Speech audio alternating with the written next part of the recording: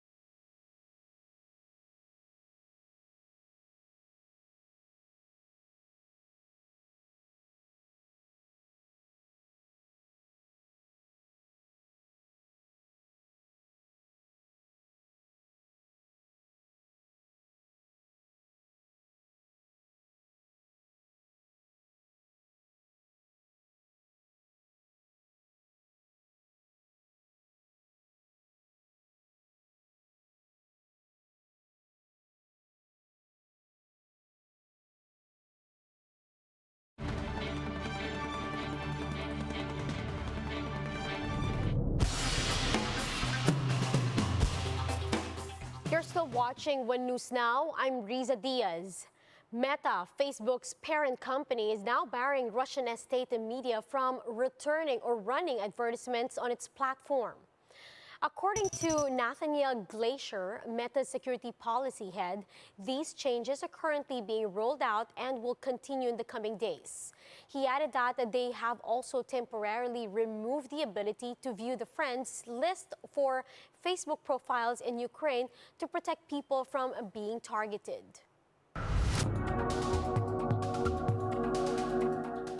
Now, as Russia continues to invade Ukraine, one journalist documents her journey as she flees the country. Let's watch this.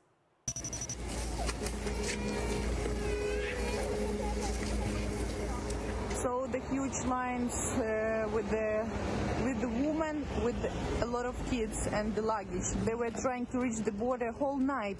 It was cold outside. We were sitting inside the cars and trying to help them, but they wanted just to reach the border and not to stay in the cars. So they were in priority. They were passing the border first, then cars. The cars were moving like one car, 2 cars per 1 hour. We reached the border. Hallelujah.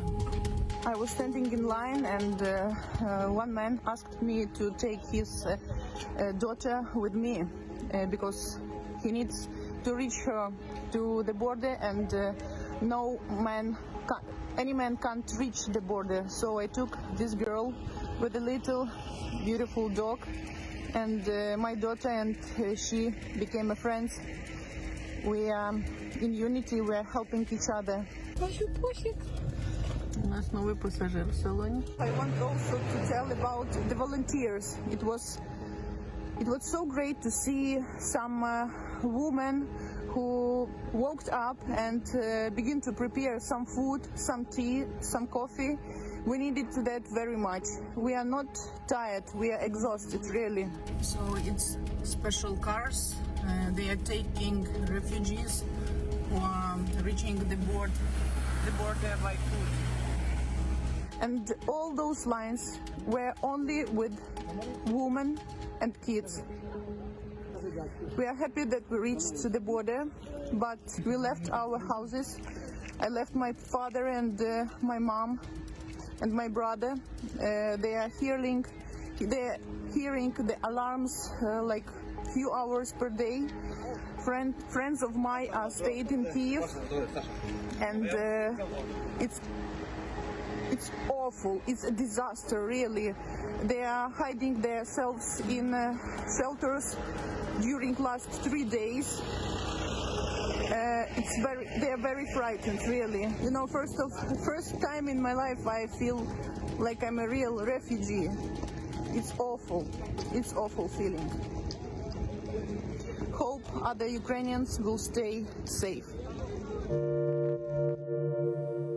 And those are the top stories of the hour. Join us later at 10:15 in the morning as we continue to monitor the day's biggest stories. You can also catch One News on Signal Play app. Register for a free account now at www.signalplay.com and stream One News live anytime, anywhere.